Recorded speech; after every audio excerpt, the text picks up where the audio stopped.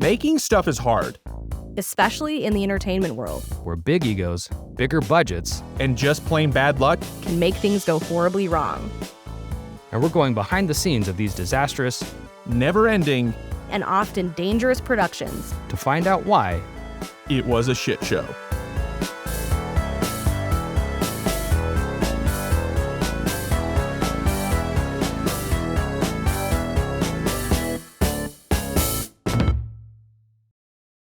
Hello, fellow wolf bros.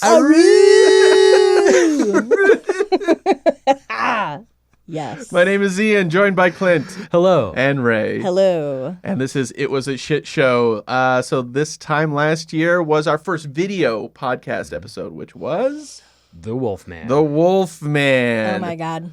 I see what he did there. Yep. Full circle. Yep. Yes. But not only that, on February 27th will be the release of... Scream 7. Out there, it's already coming out. It's already coming We're out. getting into the closet. Yep. We got it. This is literally from the closet. Like most everything I bring is like props or like toys and stuff, but this is literally a piece of clothing. Yeah. Yeah. Well, it's actually serendipitous too because I bought this yesterday. Oh, okay. And Did you buy it for this purpose? or No, but I just- saw it and I was like, oh, gotta fucking wear that tomorrow. Yeah. So yeah, Nice. because I don't know if our audience knows, but I fucking love Scream. No. I think So much. I think they know. Favorite film franchise of all time. Well, thank you for not bringing everything else in your Oh, I know. closet. for Yeah, Scream. I'll save those things for when we get to like a Scream episode. Yeah. Scream, wearing your Scream bikini. Scream bikini, Scream banana hammock. Scream nipple piercings. Yeah. Well, the Scream franchise... It's just a little ghost face, like just on your little nips. Here we go. Well, the Scream franchise is very much ripe with shit show stories, but I need more time to kind of like dive into that and determine how we want to cover that series, if it's like a video or a podcast, because like all of them have had like some form of shit. And not going only on. as a contributor to the show, but also someone who loves the show as a viewer. Like, and since Scream is my favorite films of all time, like take your time. I don't want to pressure you. Or should we have him do it? I try. Your research Do like it, intimidates do me. it. I have tried. Do you know how many times I have started and stopped? It's like I can't do this. Do you know how many times? How many times? Twice. It's been at least 5 times. All right, Ian wants me to do this. Crack my knuckles. See what it is. Like, yeah. This is what I'm suited for. I can't. I like Riffs. You're just the talent. We get it. Yeah. This is, we all have our roles, and we all know our strengths. Mine is not research. And mine is fucking up all of the technical stuff. Yep. So, that said, Scream was created by writer Kevin Williamson and directed by Wes Craven, the same team behind the film we'll be covering today. So, today, let's talk the aptly titled Cursed. During that time, as they went through, there was hey, do we just go back and shoot the ending and just finish the movie that we have? Or do we try something else and try and do a major reshoot? So it was back and forth, and suddenly it was, let's do a huge reshoot. And so, what was a $35 million movie becomes a $70 million movie. And then I think by the end of the day, so they shot for 40 some odd days. Then I think they shot for 19 days and then 10 days and then so on and so on. There was reshoot after reshoot. It ended up costing well over 90 or $100 million. I'm really glad that we started this episode with an Naru because I was going to say that there is a very excellent Wolf Bros cover song at the start of this movie. That's that I right. very Bowling much- for soup. Bowling for soup. Red Riding Hood. Yeah. God. All the Wolf Bros were just like, bro, I fucking love Bowling for Soup. Let's go. They're coming to town. Woo!" I love how movies just immediately date themselves like Yeah. that. I know. Yeah. Yep. I This mean- is so mid-2000s. When it comes to like with technology, like when someone like whips out a cell phone, you can immediately tell like whether or not Yeah. it was Yeah. before 2007 or not. Yeah. And like this one, you're like, oh, yep, that's an old cell phone. Yeah. Exactly. It's funny because like she was using her cell phone and I had a moment where I was like, they had cell phones back then? And then I was like, oh yeah, I guess they did. Because it just feels so long ago. But I was like, how long was this made? 2005. Oh, okay, yeah, like this was my senior year of high school. So I'm like, yeah, okay, I had a cell phone. Yeah. Look, I'm not that old myself, me. Yeah. Okay, and this is entirely coincidental that Ray, you have been watching Yellow Jackets. Yellow of late Jackets. with Christina. Oh, this is the other thing I brought. Lord. Oh, it's the symbol. Yep. It's the from I have no idea what that is. No one knows what it is. If you watch the show and like, oh, there's the symbol, like, oh, what is it? What is it? Like, no one knows. Yeah, they haven't explained it yet. Oh man, like that's everywhere, but no one knows what the fuck it is. No one knows what it it's is. It's just some circles and lines. Yep. So, you do have the shirt, but do you have anything else, Clint's I Closet? do. Yes. Up until about 4 days ago, this was mine, but I gave it to my kid. As part of my vast other collections, I also do collect Monster High dolls.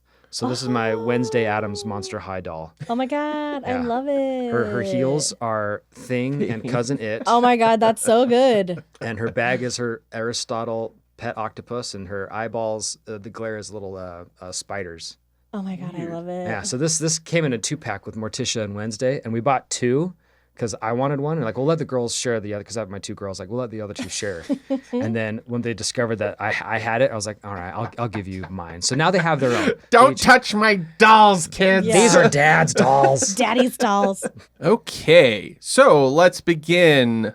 So, Kevin Williamson was crowned as the man that reinvented and reinvigorated the horror genre with Scream.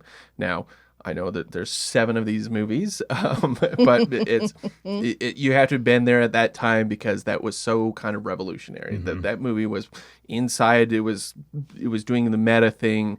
It was a horror movie that was playing with the tropes and calling out the tropes, but also doing all of it very well. And it was kind of it was this huge thing. And then horror movies really kind of came back in a big way. So like having Kevin Williamson part of this is just understand that. He also created Dawson's Creek, which I did not know. I don't want to wait For our lives to be over. Sure. Yeah. Katie Holmes crawling through a window. Yeah. Never seen an episode. So he also wrote Cursed. So we're going to start off today with a quote. Clint, you're going to be our Kevin Williamson. Very cool. This is just kind of frame the idea of what we're dealing with today. Okay. That werewolf movie, that was 20 years out of my life. You can't just be asked to do a werewolf movie and then expect it to be good. I wasn't the guy who should ever have been writing a werewolf movie. Wait, you can't just be told to write a werewolf movie and expect it to be good. I mean, you can if you write it good. No, I think what he's saying is that it's just you need to be passionate about it, and he was not the person. He was to just do like, this. anyway, This was a and then paycheck. a werewolf shows up, I guess. Oh yeah. Well, the problem with like a werewolf movie is that you can't everyone's like almost there. Like I've been on this like witch kick ever since I went to Salem, so I've been watching all these different witch movies, and each one is so different, but each one like is able to like bring something different or something new and novel to it. Like I watched The Craft, and like that was all interesting, and I mean that's not that great of a movie, but then you got The Witch, and that's a very cool movie, and it brings witchcraft and some other aspect, and then you see weapons, and like it brings a whole other thing. Like witches, you can do anything with them. Agatha all along. Yeah, and then you got That's different. and then you got werewolves, and you're like, well, there's a moon, you get bit, you turn. Every single one of them, someone is out and about at night, gets attacked, and they're like, "Oh, why am I changing? Yeah. Yeah. Yeah. My voice is dropping." Yeah, it's the opposite. Their voice should be getting deeper. Oh, why am I changing? Oh, is werewolf movies like werewolfism just like Puberty? yeah, an allegory for puberty. Oh I'm my willing to bet someone has God. already said I'm sure. that's 100% true. Yeah. Some like film critique note is just Yeah. like, it's all an allegory for just like, like body dysmorphia when you're in your teen years. Getting hair in places you didn't realize. Yeah, Teen Wolf. Teen Wolf. Yeah. You just completely left out an entire genre of werewolf movie. Like, because Twilight did werewolves a little different. Yeah. And there's all those like sexy like Horny wolves. horny werewolves, yeah. Like the werewolf like smut books that the middle-aged like wives are into. Mutt smut. Yeah, mud smut. You got to get into the mud smut. Kinky canines. Boy. All right, let's move on My from point that. is they do werewolves a little differently. Yes. Different take on werewolves. Williamson sold Cursed to the same studio that made Scream, Dimension Films. Makes sense. Which means Weinsteins. the Weinsteins. Oh, boo. Yes. Dimension's parent company is Miramax Films. Luckily, today we will not have to talk about Harvey at all, only his brother, Bob.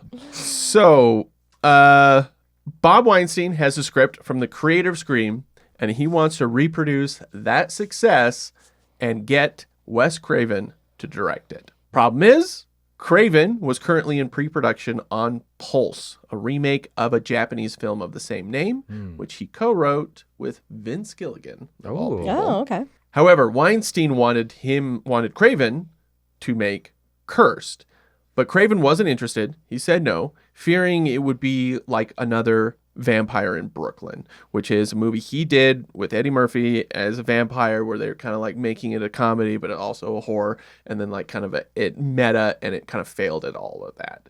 And so he didn't want to do that again. So 10 days before filming Pulse, the Weinsteins pulled the plug on the film. And this was rumoredly Okay. to convince Craven to make Cursed. What a dick move. Yeah. Very dick move. Like, Holding his movie hostage. yeah, it's hostage. Yeah, I mean, what we know about the Weinsteins, this is the business practices, among other things. Yeah. Like, They're just this is- gross. they're gross, terrible people. Just on Yes, all levels. on every level. Hey, be a shame if something happened to your movie there, Wes. Be a real shame. I'm 10 days away from shooting. All we're saying is, if you make this werewolf movie, we could make some things happen. We don't want your post movie to be cursed. If you know what I mean. You hear what I'm saying? Cursed. Hint, Yeah, that hint. Pulse is dead now, eh? Yeah. If you want your movie to have a pulse, you better make our werewolf Yeah, if movie. you take your finger off of that pulse, you know? What? I don't- Yeah, like, yeah, we the get- metaphor is gone. We get it. You're doing puns about the movies, just like what the fuck. yeah, we get it. You're not subtle. Yeah. They're like lead pipe on the palm. I'm going to beat you to death if you don't do this movie. Like, Yeah. Oh, okay. Now I get it. Got it. Got it. I see, Yeah. I see. Okay, so they're gonna make a werewolf movie. So who does Weinstein want to do makeup? Rick Baker. Rick Baker, Get that werewolf guy. the werewolf guy. But with little time, Baker said it wasn't feasible and declined. Weinstein insisted, quoting Baker's own words back to him from the American Werewolf in London's DVD commentary, where Baker said he'd like to do another werewolf movie using all of the advancements in technology that he has now, and the knowledge he's gained over 2 decades, and like the team he's built up over the years. So he's just like, hey, I heard someone once say one time, like, maybe if they had another chance to do a werewolf movie, with all the knowledge that they came up with in the last 2 years, that maybe they'd want to do another one. I don't know. Do you know? Have you heard somebody say that? Oh, that's right. It was you. Oh, it was you. And he's like, fuck, I didn't mean this It was werewolf yous. movie. It was yous. I think it was used on the DVD extras. And he's like, God damn it, I knew that was going to come back and bite me in the ass.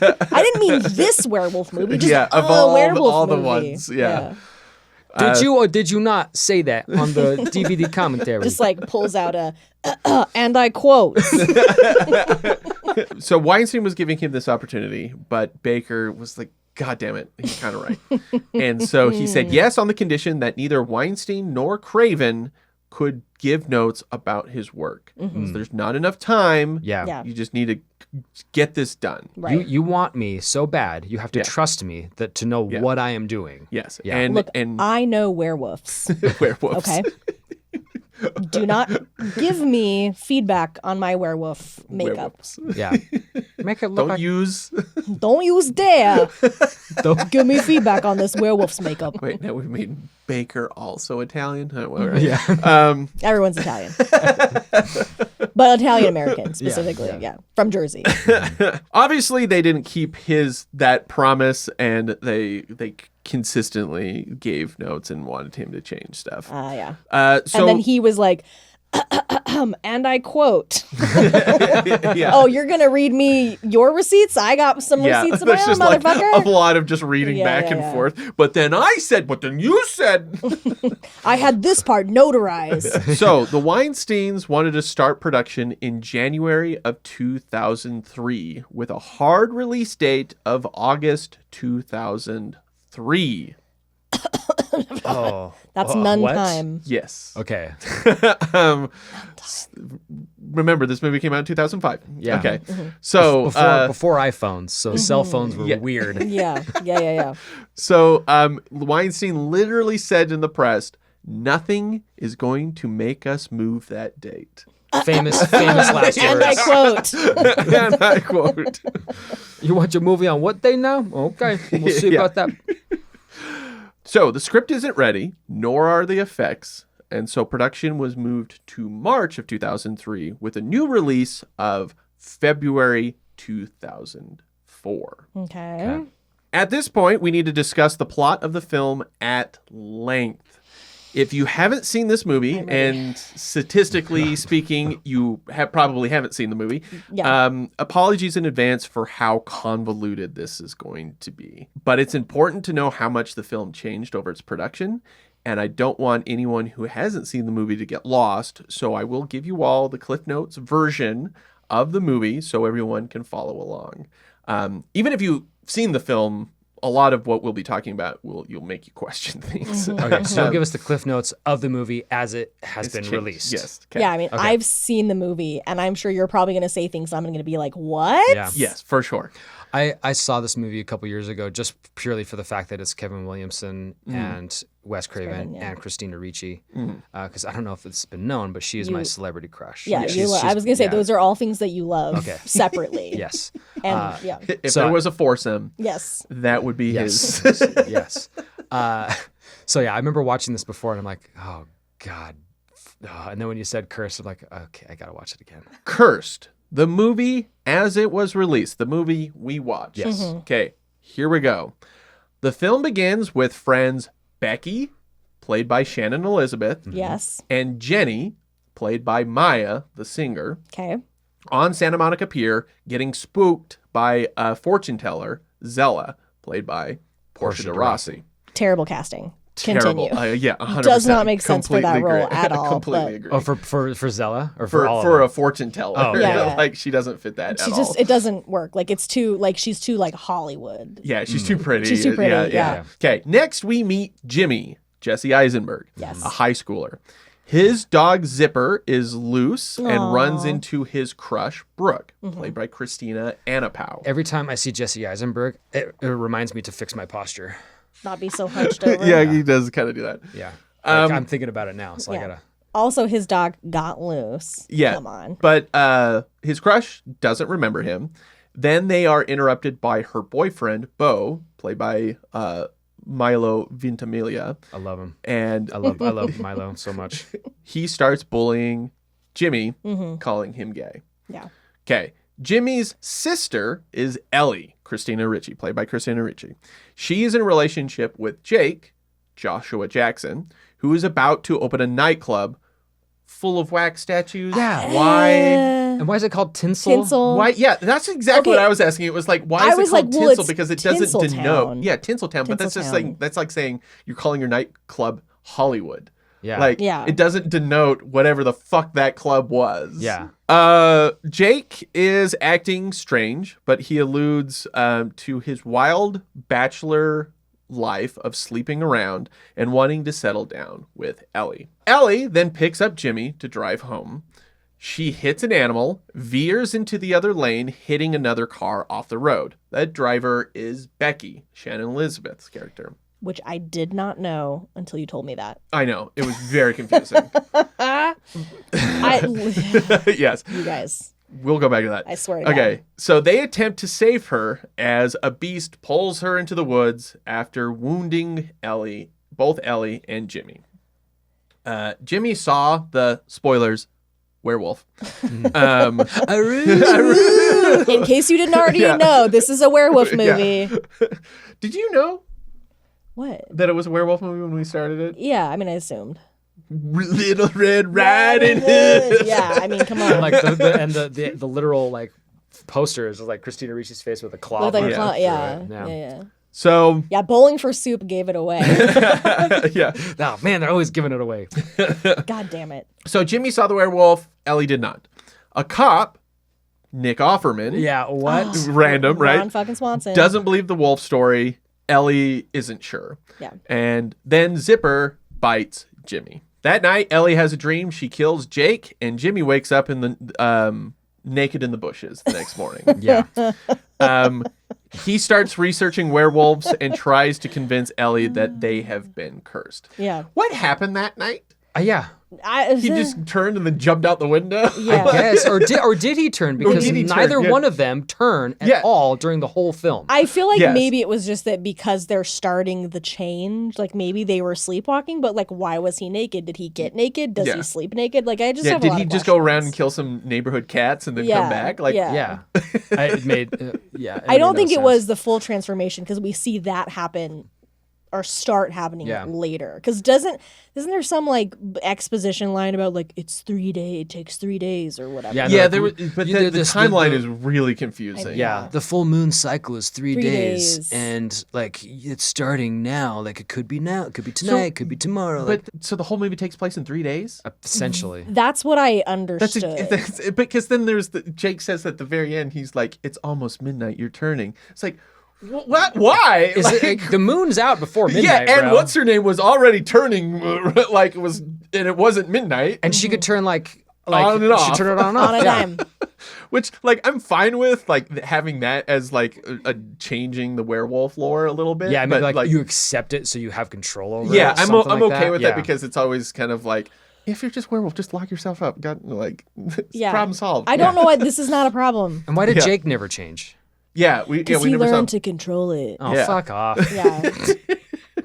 I don't know. I feel like it's like maybe like a budget thing where there's like don't have them fully changed. I don't Yeah, know. Rick Baker was always already like, look, you're fucking with me already? You want me to do how many werewolves? No, I'm doing one. Yeah, Look, I signed on to do one werewolf, and now you're telling me there's 5 in this yeah, goddamn movie. I know. Ellie goes to work. She is a producer at the Late Late Show with Craig Kilborn. That dated the movie even more. I know. Right? I was like Because literally. not only is there a late show, but it's also Craig Kilborn. Yeah, Yeah, I know. Yeah.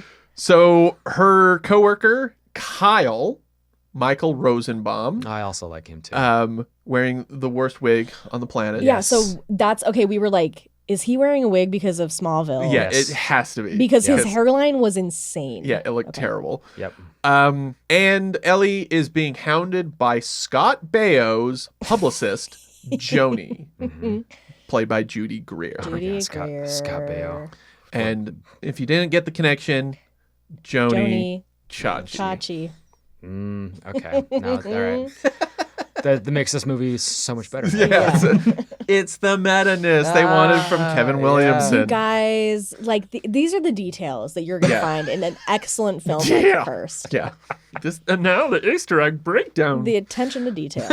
Okay, so the siblings both start experiencing changes, noticing their enhanced senses, and people are aggressively attracted to them. Yeah. I don't understand how horny- catching a fly is a dog thing, but all right. It's reaction time. Also, see, werewolves make people horny. Yeah. As we know. Yep. That scene though, where Christina Ricci is like And going. Ellie starts smelling blood. Yes. That scene, I was just like, get the fuck right out of here. She's like going through the office, like, what's that wonderful smell? I was just like, you look insane. Like, have a little, like, at least the smallest amount of awareness to not be like actively sniffing in your place of work. It's taking over. I know. And then there's a scene where she licks the blood off of Craig Kilborn's finger. And I think he's kind of like, oh, Yeah, and then I like know, Craig you know. Kilborn gets kind of horny for like- werewolves. Yeah. Okay, so Jimmy has gained some confidence and starts standing up to Bo, But not standing up straight. not standing straight. And at one point He he started fights hunching him. up to Bo. And at one point he fights him and two other bullies at the gym. Ellie goes to an animal-themed rooftop party to talk to Scott Baio, playing himself, about his appearance on The Late Late Show. Joni and Jake are there, but also Jenny. Jenny, Jake, and Joni. That's also bad for scripts. Yes. Jenny, Jake, Joni, Jimmy. Yeah, that's true. Oh, my God. yeah. And Jenny, played by Maya, she starts talking about how Becky can't stop talking about Jake. So in other words, he had a relationship with Becky. and then she's like immediately starts hitting on him in that scene. But Becky's dead? But we don't. They don't know this point? at that Okay. point. So Jenny starts hitting on Jake. Then she leaves the party and in the parking garage is killed by a werewolf. Okay. After, might I say, putting up quite a decent fight. I was like pretty surprised. I'm like, yeah. okay. She's Ray's, like fucking... I was like, when she took off her heels, took off her and I was high like, heel. Ray. She jumped up on like the little- rail of the yeah, Hummer right? and like took her heels off. I was like, girl. This is a woman who lives on the rough streets of LA. She knows how to defend herself. Yeah. So Jimmy inexplicably goes to talk to Jake about his werewolf theory. I don't know why. Yeah, why Jake? And then I know, like I didn't even know they knew It each didn't other. establish that they Yeah. knew each other. And why he would divulge that Right, big why of he would information trust to him. because Yeah. it felt like at the beginning when we first meet Ellie and Jake like in their relationship, to me it doesn't seem like they were dating for all that long. No, Yeah. she said they'd been dating for like 3 months. Yeah, she does say months. Okay. Yeah. Which at the end here, we'll talk about why that doesn't make any sense. Okay. So, and that night at Jimmy's house, Bo shows up, reveals he's actually gay, and then hits on Jimmy. This is my favorite scene in the movie, by the way. I fucking loved it so much. I need, like, this is going to sound crazy. Jesse Eisenberg is the best part of this movie, which is a sentence I never thought I would say in my life. He was delightful, and that scene was delightful. Yeah, I agree. It was so good. It was pretty and funny. It like didn't make any sense why it was fucking in there or why there was the whole. I have an aura, an electric whatever. He's just like, no, I'm a magnetism that you- werewolf. I'm You're a just attracted werewolf. me. You're just attracted me because of that. Come on, Jimmy. You don't have to pretend anymore. Not with me. No. It's part of the curse. I'm appealing. I have an unnatural sexual allure. It was so good. And I also just loved, though, that, like, because we commented on the fact that he kept calling, he's like, oh, you queer, to, like, Jesse Eisenberg. And then he's just like, you gonna try out for wrestling, you queer? And it's like, bro, you're on the wrestling team. What are you talking about? What? Like, if you're saying that he's gay for wanting to wrestle dudes, then, like, also you're gay for wanting to wrestle dudes. And so when that reveal happened, I was like, aha! I see what they did there. Yep. Dude, I'm happy for you. You be gay. It's a good thing. Unfortunately, I got my own shit to take care of. So, best of luck. Yay, go gay. And I'll see ya. Suddenly, Zipper has turned and attacks. Bo and Jimmy flee, headed to the nightclub opening. So is that like a reverse wereism? Like, Yeah, what is that? like if you're a werewolf and I bite you, do I become a werewolf? Because that's what it was. That's essentially what it was. Is it because he is a canine? Zipper was a dog that this happened? Yeah, because What are the rules? Yeah, that's a good because- point. Because Jesse Eisenberg was like, he bit me after I had been bit by the werewolf, and so he got the curse. But it's like, but wouldn't Jesse Eisenberg have had to have bitten Zipper? Yeah, I know. Like, who's ingesting blood and what? Yeah. Yeah. Then we get a scene where Jake admits to Ellie that he is actually a werewolf since birth. Yeah. I guess, However that yeah. works. Again, what are the rules? Okay, continue. Yeah, but he didn't turn Ellie and Jimmy. All the characters end up at the nightclub, including Scott Baio. A werewolf attacks, killing Kyle. Then Joni reveals herself as the rampaging werewolf. She was accidentally turned by Jake when they had unprotected It sex. is an AIDS metaphor! Oh my God. Yeah. And that she has been killing her romantic rivals to Jake. Okay. I have a lot of questions. You pull that thread and it kind of goes like, wait, okay. So she killed Jenny and Becky because they were both like, They both Becky was wanted- with Jake and then Jenny was like, I want to be with her. And then she was like, fuck them. But then he's been with Ellie for months. Yeah. So why didn't she start with Ellie? Yeah. Why would she go after Why'd she Jenny wait and Becky? 3 months if she turns every month? Yeah. Like, And he was arguably like I'm in love with Ellie. He kept saying, like, I'm in love with you. Like, Yeah, I yeah, love you. yeah. Like, I wanted, like, Yeah. we're going to make this work. And she killed Jenny just based off of a moment they had. Yeah. Like, seems a little... Yeah. Doesn't seem like it does make sense. The cops show up and kill Joni via the lore. But not after the best scene in the whole entire movie when she's calling when Ellie's calling about her bony butt. Yes. And then the wolf shows up and flips her off. The fucking best scene in the movie. I know so you like good. the whole bow coming. No, that's when she comes up and there. flips, That's I was up like, there. I saw it. I was like, oh, I fucking forgot about this. Yeah. That's amazing. She's got a bony ass and fat thighs and bad skin. The stuntman that With it. played the Wolfman, like apparently ad-libbed that. That's amazing. God. That's Just kept Derek it. Mears. Yeah. Derek Mears is. I love Derek Mears. So Guy's a genius. But via the lore of this movie, if you kill the wolf that turned you, you are no longer a werewolf. Thinking they are free of the curse, Ellie and Jimmy go home and start turning. Jake shows up and says they have to kill the wolf that started the curse in the first place, which is him. He says he and Ellie can finally be together. Ellie refuses, so Jake attempts to kill the siblings. They cut off his head. He bursts into flames. The curse is broken. Zipper shows up. Okay.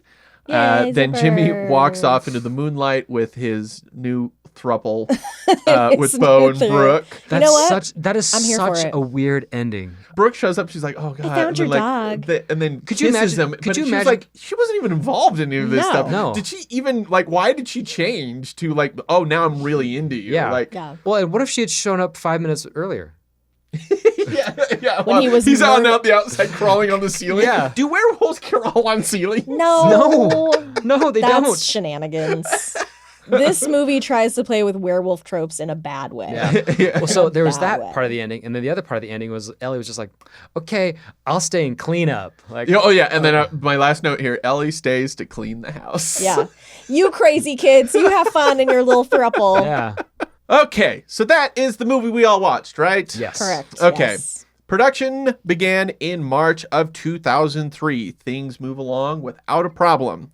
Then in July, after 11 weeks of shooting, Weinstein put the film on hiatus. He said the break was always planned, but that the film was going to utilize more visual effects than they previously thought.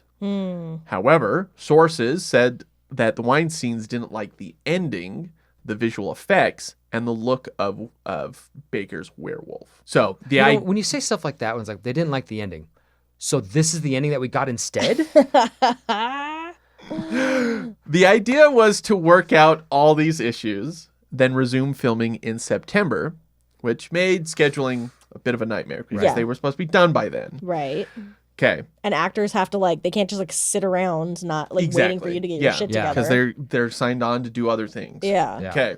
So, Ray, you're going to be our Wes Craven today with all of Alrighty. his choice quotes. Okay. And this is him about dealing with making movies with the Weinsteins. Part of the hallmark of dealing with this studio is that you're always having to be desperately writing while you're shooting. I don't think that's the best way to make a film at all. Yeah, Okay. Yeah. desperately writing while you're shooting. Just Say this. here's some pages. I don't know. Flip her off. Oh yeah, Lick his finger. So Williamson listens to all of Weinstein's notes and does rewrite after rewrite. The main cited / public reason that was given for the film not working was Ritchie's plot being so separate from Eisenberg's, and it felt like two different movies. The planned 4-week hiatus turned into 11 weeks. whoa. Filming would not restart until November of 2003. That's at least 3 werewolf cycles. Yeah. with Craven stating that 90% of the movie would be thrown out. What? With the announcement of resuming filming, Dimension also reveals the newly added stars to the film. Michael Rosenbaum, Okay. Maya, Portia de Rossi, and Joshua Jackson. He was not He in was the not- original? What the fuck even was this movie? What film did we watch? What? The release version of this film is an extremely modified version of the original shooting script. What the fuck? What? What was that version? Let's do this again one Oh more my time. God, what was the Here- original version? We're going to go plot point by plot point of the original shooting script. This was as what they shot. All right, well, okay. Okay, here All we right, go. buckle up. Here we go.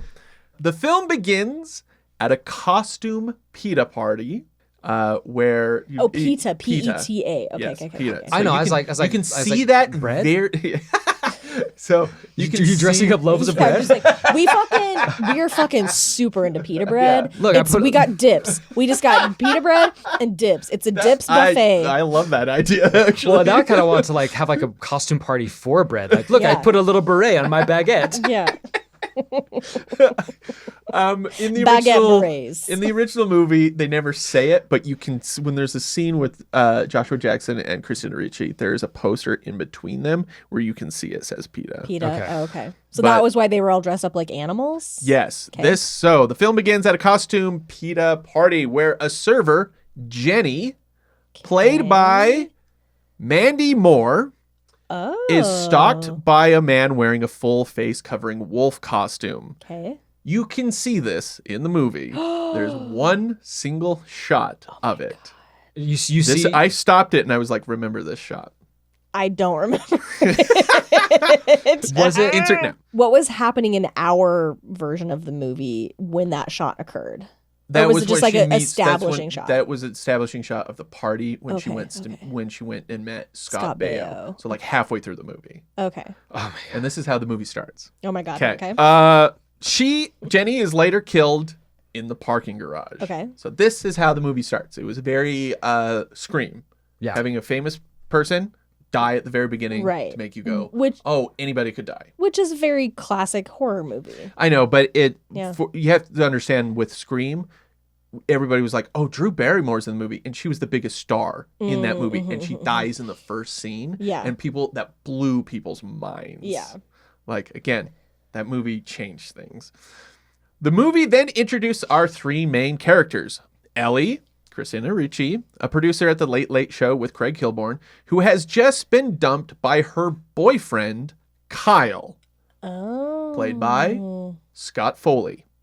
Jimmy, Jesse Eisenberg, a high schooler, uses his dog to fake a run-in with his crush, Brooke, Christina Anapow. Which is the vibes of what happened because that's You said that. You were like, did he fake that? he faked that. But the movie doesn't really say that But either the way. vibes, because who the fuck is just letting who's like, oh 'Cause no, it's my just dog like- got loose on Hollywood Boulevard. Like what? What are you talking about? Yeah. It's just one of those like movie things where it's just like my dog is loose, right? But in the original script, he deliberately does this. Right. So I it's just- not alluded to or Sure. like it's actually what was Yeah, happening. they cut out the context. Yes. But like I said, the vibes are still there. Yeah. Yeah. And I was like, this is some bullshit that a teenage boy would do, absolutely. So Yeah. So Brooke, I've done shit like that. Yeah, see? Christina Anapow, works at a wax museum. So that's where they got all the wax museum stuff. This is still in the movie. The establishing shot of that scene is a sign that says wax. And then you can see it behind her and the sign behind That's her. Right. And it's Okay. across from Grauman's for reasons. Yeah, something. So, but they're interrupted by her boyfriend, Bo, Mm-hmm. Milo Ventimiglia. Okay. Lastly, we are introduced to Vince, Okay. New name. It's not a J name. Yep. Skeet Ulrich, Skeet. Love Skeet Ulrich. a drunk trust fund kid at a bar hitting on Becky, Okay. Shannon Elizabeth. Okay. Okay. That night, Ellie gets into a car crash, running into Vince. Jimmy, as a good Samaritan, stops to help. The three strangers are then attacked by the werewolf. Okay. Okay. So Ellie and Jimmy were not siblings. They did not know each other until this moment. God, that's a huge change. Yes. So the three strangers at this point are Christina Ricci's Ellie, Jesse Eisenberg's Jimmy. And Skeet Ulrich's Vince. Okay. Yes. So after they are attacked, none of them are killed. Jimmy tells a detective, Robert Forster, that they were attacked by a giant wolf, but he doesn't believe Jimmy. Ellie and Vince did not get a look at it. However, Chief of Animal Control, Omar Epps, Okay. thinks there's a wild animal on the loose based off of recent attacks. Yeah. These recent attacks happen every 4 weeks. I wonder Wait a what it could minute. be during the lunar cycle, which I also track as What- animal control. what's the connection? The three start experiencing changes, noticing their enhanced senses. Ellie starts smelling blood, licks the blood off of Craig Kilborn's finger.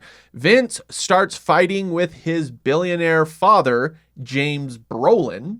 Okay. There's a scene where he gets mad at him and then throws him through the window. Jeez. And then there's another character that is part of this that's his chauffeur, Toby, but I have no idea who played them. Okay. And he was kind of his stand-in father figure because he hates his real father. Yeah. His Alfred. Zipper begins growling at Jimmy, and he starts standing up for himself, not only to Bo, but his abusive father, played by John C. McGinley. John C. McGinley was cut from this? Dare they? That is the most egregious How? thing of this movie.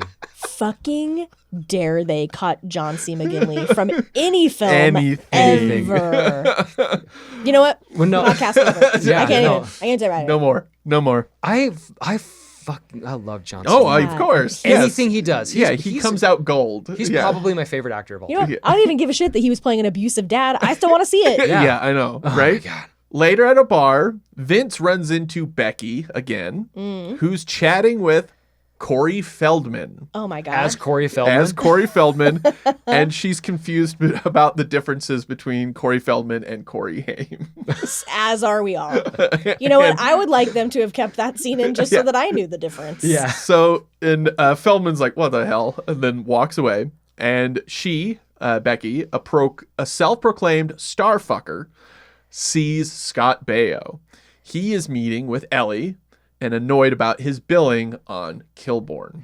See, all of these little LA details needed to be left in to justify the amount of LA references happening in the movie. Yeah, I agree. Yeah. Because it doesn't actually matter that it's in LA, but it's so specifically an LA film. Yeah, but it's so peripheral. Yeah. It's only tangentially kind Right. of connected. Yeah, because you only can kind of realize that it is L.A. when they mention Mulholland Drive and And Yeah, Hollywood and then Boulevard. Scott Baio. Yeah, and then of all of all the actors they got. and then that scene where Jesse Eisenberg comes up to Brooke and Grauman's Chinese theaters in the background. Yeah. And the thing, that's the thing is LA is not a normal town. You can't just be yeah, this movie's set in Kansas City, Missouri. It doesn't matter. The details aren't Yeah. important. LA is everyone in LA just talks about how much they live in LA and how LA everything is, and everything's about being and working in the industry. yeah. And so if you're gonna fucking set your movie there, you have to hang a little lantern on it and point it out. Well, Becky interrupts the conversation between Ellie and Scott Baio. Vince tries to stop her intrusion, but Vince and Scott get into a fight. And this is still Shannon Elizabeth, right? Okay. Yes. Which is broken up by his assistant, Joni, played by Judy Greer. Afterwards, Vince successfully gets Becky to join him on the Santa Monica Pier, but gets a dire warning from a fortune teller, Zella, played by Elena Douglas. She's a character actor. You will absolutely Which that role requires this a character actress. Yes, and when you Oh, when you know yeah. her, Yes, absolutely. perfect casting. Yeah. Yes. Yes. She could sell my fortune all day. Yeah. Vince goes under the pier and transforms. Becky goes looking for him to the edge of the wharf. Mm-hmm. So that shot. Oh, where she walks out and is like, Becky, where did you go? Jenny. She's looking for Jenny. Oh, yeah. But this is just a ham-fisted way to get her to be in the current version we saw, because she's also looking for Vince. So they just reuse some of these shots, which doesn't make any sense in the movie we watched. But Yeah. if in the movie this one, where she goes looking for the guy she was just with, Yes. But after she goes to the edge of the pier, then she starts going down the stairs, and he bursts through the wooden stairs and smashes through, and then pulling her underneath. Yeah. Okay, that Cut to sounds black. rad. Yeah. Yeah. All three wake up naked, not remembering the night before. Jimmy wakes up naked in the bushes. He goes to school, takes on his bullies in the gym. Bo comes out as gay, hits on him. Zipper has turned and tries to attack him. He has also been researching werewolves. Vince and Ellie compare notes, then sleep together. Of course, like you do. Yeah. They're the magnetism, right? Yeah. They turn on the news to hear a TV reporter played by Heather Langenkamp, who was the I'm girl just fucking looking up all from these people. Nightmare on Elm Street. Oh, okay. So that's Which very. is Wes Craven. Yeah. Right. Okay. So So little Easter eggs. kind of, just a sprinkle little them in. cameo from her. Yeah. And she's reporting the death of Becky by some animal. She Okay. also interviews Omar Epps, the animal control guy. Okay. Yeah. Jimmy, who's been hiding his findings from Ellie, finally calls her saying to meet up at the wax museum. Then Kyle, her ex, shows up at Ellie's house, but is shortly killed by a werewolf. They race to the museum. Action ensues. The werewolf's like trying to claw into their car. So this tinsel nightclub that had It was not a nightclub. it was originally. just supposed to be the wax museum. Just the wax museum. At the museum, the werewolf transforms back into human, revealing that it is Scott Baio. Oh my god! I was just about to guess that. I was just like, oh my god, it's fucking Scott Baio. Isn't I was it? gonna say Craig Kilborn. It's gonna be one of the two. Corey Feldman. Yeah, Yeah, Corey Feldman, Scott Baio, it's- and Craig Kilborn, But all werewolves. this is Scott Baio playing himself as a fucking werewolf. Yeah. Yeah. He was the one. So LA. Yeah, so LA. He was the one that attacked him that night. This was his first night as a werewolf. But he couldn't go through with killing them, and it was his alpha that was killing the others. The one that turned him, Joni. Joni, his Joni. assistant. Okay. She appears, Get it, saying Joni? she's been cleaning up Scott's mess, then offers the three protagonists to join her pack. The detective and animal control show up. Chaos unfolds, with the three fighting each other as they start transforming. So they do turn into werewolves, and they start fighting each other. And then they fight that urge, team up, attack Joni, and then cut her head off, ending the curse. That is the original ending of this movie. I really love the idea that you're just like, oh my god, the werewolf is Scott Baio, and then he's like, my alpha, my assistant. Like, that's really funny. I because love again, that. like Hollywood, right? Yeah, like they right. always talk about like how abused assistants are in Hollywood, and like Kinda being an reverses assistant. that. Yeah, being an assistant to like a big like Hollywood actor, if they're an asshole, then you're just like your life is shit. But like in this situation, she's just like, no, I own you, bitch. I'm your alpha. Like that's really funny. Yeah. The original is so much better. I want this. Yeah. So, production was halted before Craven could film the ending. They had everything up to all the characters running into the museum.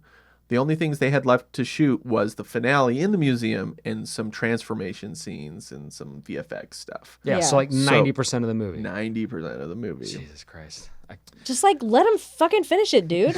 This is the movie I want. I don't care how like convoluted it is in the beginning. Like wait, who's who with what? You know, like but like that whole reveal at the end, like wow. Jesus Christ. Going back to the announcement of the added cast members, this is what Weinstein said. I think we're going to wait until the whole film is done and see how much their roles will either be increased, decreased, or maybe not even part of the final film. Which was like everybody. That's not how you make a movie. You don't just sit there and add more characters and then go, which ones do we Which one need do and we what need? not? Like, no. This What? is like what we were talking about with Hook, where it's like if you make a musical and then you're like, actually, we don't want it to be a musical anymore. Just cut all the musical Yeah, scenes out. yeah, like you're gonna what? end up with some shit that doesn't make sense. Doesn't make any Yeah. sense. So, Skeet Ulrich didn't like the new version of his character, Jake, and wanted out. And obviously, James Brolin, Robert Forster, Corey Feldman, Omar Epps, Heather Langenkamp, and John C. McGinley's roles were all entirely cut. as we have discussed. When the film went on hiatus, Baker and his team had nearly finished constructing all of the werewolf prosthetics and transformation pieces. Yeah, at least 4 or 5, right? Because there's all these wolves. Because of the delay, Baker had to leave to work on another film, but packaged everything up that they would need when they resumed filming.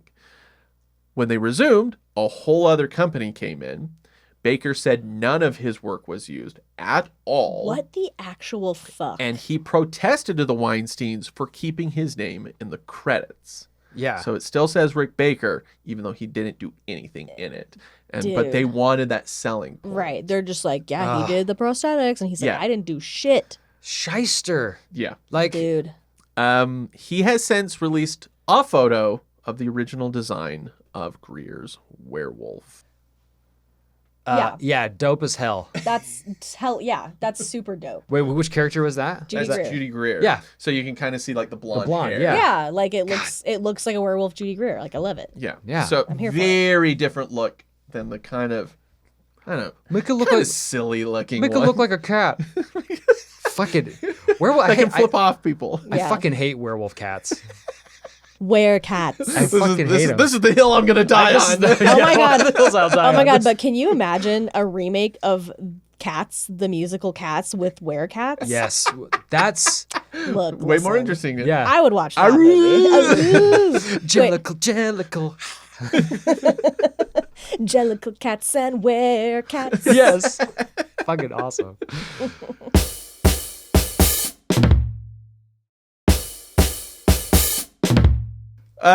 40 days of reshoots later, filming finished again in January of 2004, and a new release date of October was set of that year. October 2004. According to Jesse Eisenberg, the reshoots changed from a provocative big budget horror to a cheap, cliched one. Clint, you're going to be our Jesse Eisenberg. Okay, hold on, and let me- Again, I never thought I would agree so much with Jesse Eisenberg on anything. But here get we are. prepared for the twist. Okay. The crazy part is that after we filmed the whole second version of the film, we had to go back for a third reshoot, which lasted about 20 days. That's like the length of an independent movie. Then we had to go back for a fourth time for like 10 days, and they made shirts that said "Cursed for, back for more." Oh my god, That's I want to amazing. get one of those shirts. I wonder if someone's New shit show shirt, "Cursed for, back for more." Cursed for, back for more. But that's right, there is a different version. Jesus, what? The fucking shit? This is, let's call this the 2004 version. So Okay, now so we're on the version- original was the 2003, what they shot in 2003. Okay, the one that I think we all agree wanted. Yes, yes, Okay. yes. The one we watched is the 2005 version. So we have 3? And So one there's in the some like middle bullshit there. middle version. my The God. 2004. Okay. While some events happen in different order, this version is nearly identical to the theatrical release, except the ending. So, after they defeat Joni, Ellie and Jimmy are now free of the curse. But Jake realizes that he will continue cursing others unless he himself is killed. Still at the club, still at the Okay. nightclub. So he has like a come to werewolf Jesus moment. Yes, Where he's were- like, werewolf Jesus. Can't Where come to Jesus. where Jesus comes to Aru, my son. Aru. And Aru to you. And Aru unto you as well. This is going to be part of our shit show church. Yes.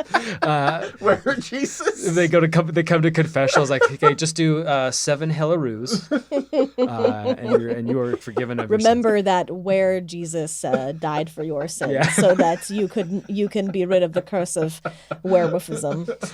So, still at the club, Jake drops to his knees, tearfully pleading to Ellie to kill him.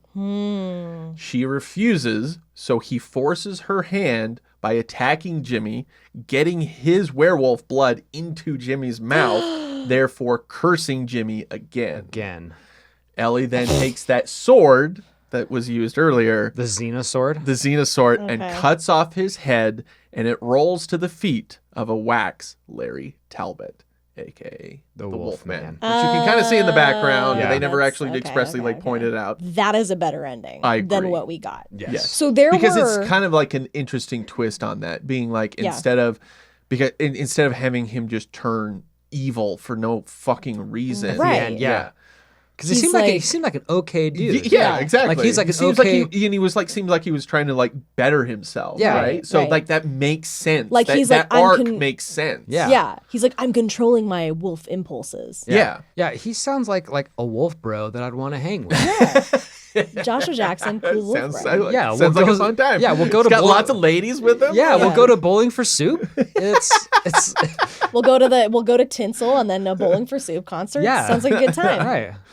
So, version 2004, scored the highest of all versions screened to test audiences. So, naturally, the Weinsteins thought it could be better. Oh my god, they're so fucking stupid. So dumb. A second round of reshoots were ordered, lasting 19 days. In addition to whatever else they filmed during this time, Weinstein wanted another finale on top of the other finale. Hence the new scene where Jake tries to kill Ellie and Jimmy at their home. House, Made which is zero sense. fucking stupid, Nonsense. and Yes. terrible, and makes no sense.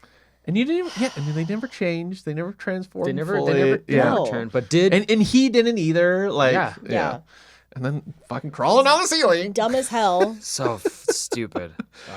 But even after that, yet another 10 days of reshoots were ordered. Ray, this is Craven about the reshoots. We ended up with 4 major shoots on the film, and each time we were trying to accommodate continuities that had already been established. The entire process was extremely difficult. So that kind of answers that question a little bit. Yeah. Like, it's like they were sitting there going, well, shit, this doesn't make any sense. So Yeah. we gotta fix Well, you this. wanted us to shoehorn in this new character, but like, Yeah. why is And he then here also, and why is he now talking? suddenly Yeah. these two characters are siblings, Right. and whatever the fuck That whatever means. else they have to change Yeah. with that. To make that make So, sense. but with all of these reshoots and all these rewrites, was it still Kevin Williamson just like, okay, you don't want me to Yes. do that? I'll just Yeah. do this. And like, okay, you don't like that, right? I'll do this. Like Yeah. just dumbing it down every single time. Every time, yeah, really.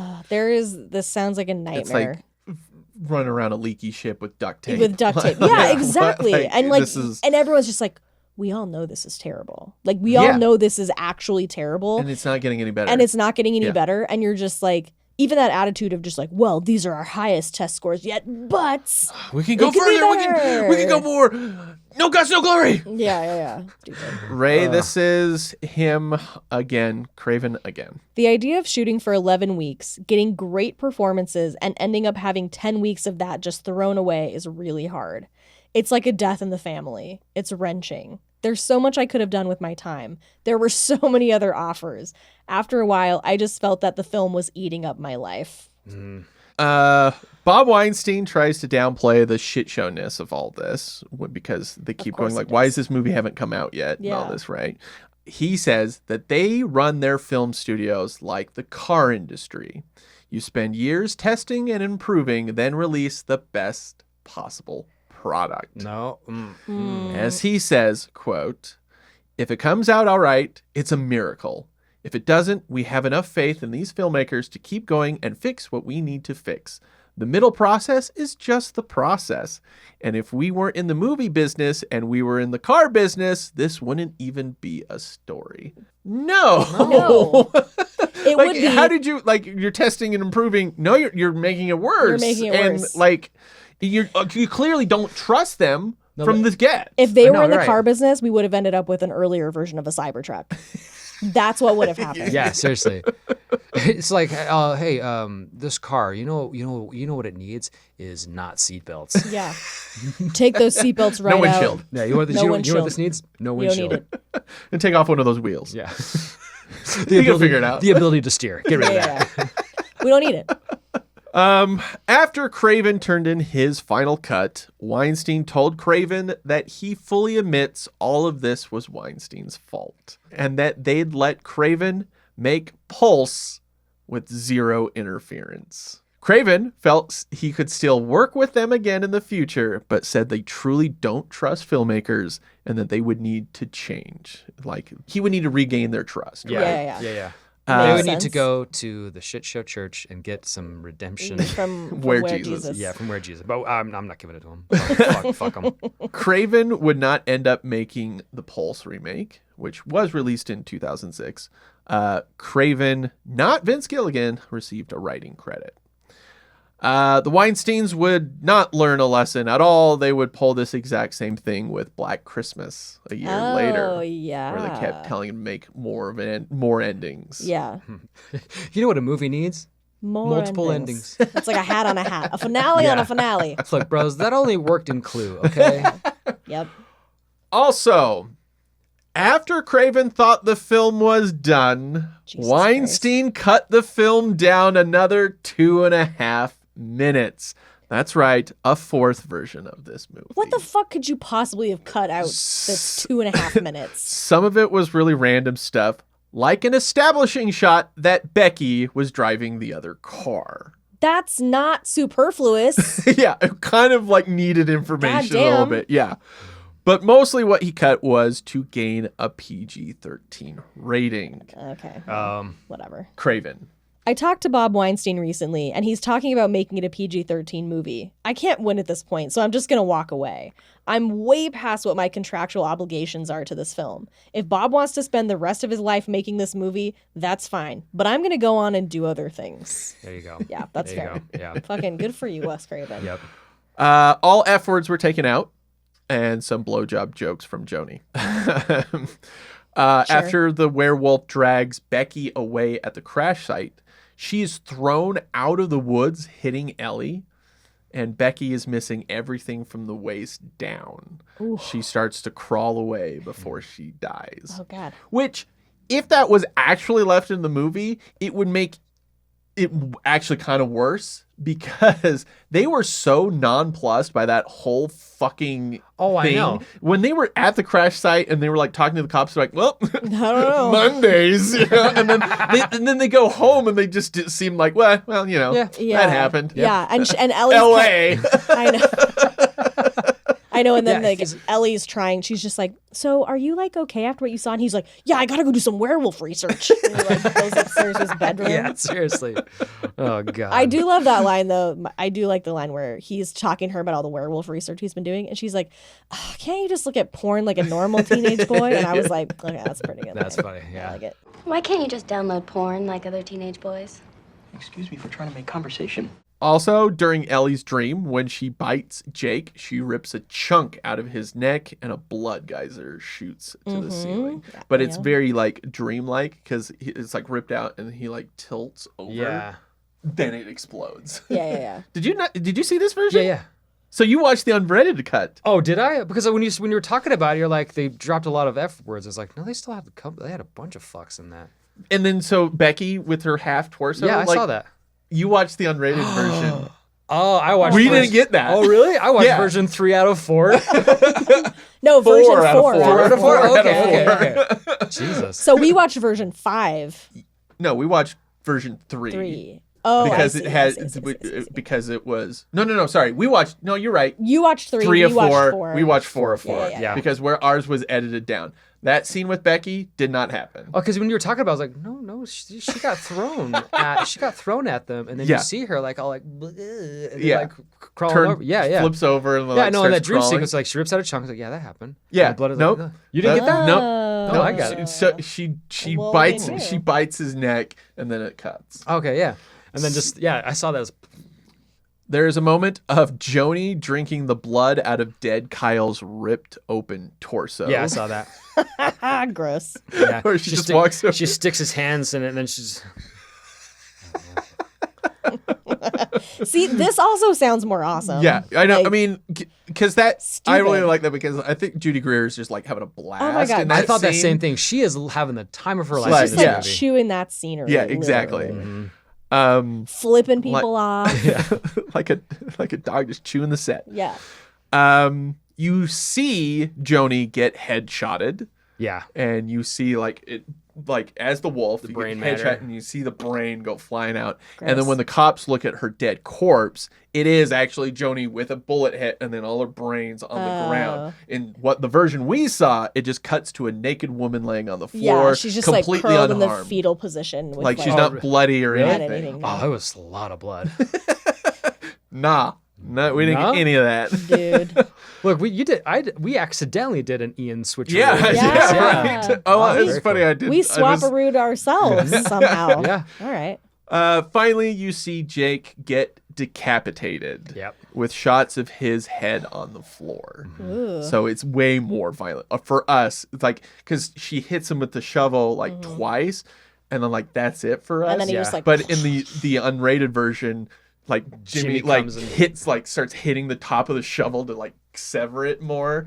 Like, and you see all of it. Like, yeah, it's pretty bloody, It's a shitty movie, but those parts were gnarly as fuck. They were super cool. which is your kind of thing. I love it. Yeah. His head rolls away and he like looks at you for mean, a second. Like, yeah, that's the thing that's like the thing that is the most offensive about this movie is that it's so boring and generic and Yeah. and just like there's not any It has no fangs. there's exactly Yeah, wow. it just really has no bite. Yeah. Like it just So it y- seems so so even- middle of the road, right. man. It's so the fact that they took out any good kind of like horror Well, yeah, gore fun moments. Yeah. At least it had those fun things in it. Yeah. To make it PG-13 is like, okay, yeah, you now just castrate your movie even further, dude. yeah. All of these scenes were reinstated in the unrated cut on DVD. There you go.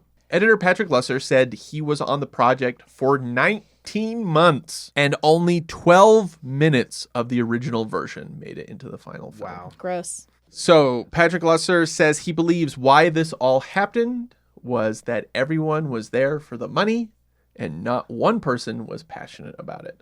So Yeah. that's why it just kept going. It was like, fine. Yeah. Like, we'll do that, whatever. When he was asked about a release the Craven cut, he said it wasn't a finished film. Like There's no ending. They just never filmed that ending. Yeah. With But just- those three characters turning into werewolves and fighting each other. and Right. stuff. At this point, I don't care. I just like get an animation studio to just like as soon as edit what you can, and then whatever's left that needed to be filmed, like just animation. But he also adds that no one cares enough about this film Yeah, to return that's- to it. Well, having mean, heard what the Clint original one is, obviously now I does. care enough about it. You're telling me I could have John C. McGinley and Skeet Ulrich I know. and Scott Baio as a wolf? I'm in. You had me at Scott Baio You had me at Scott Beowulf. Yes. Oh my god, I don't like Scott Baio. He's a terrible Yeah, person. he's- But yeah, like he's a just terrible- to see him like 2005 coming out as a wolf.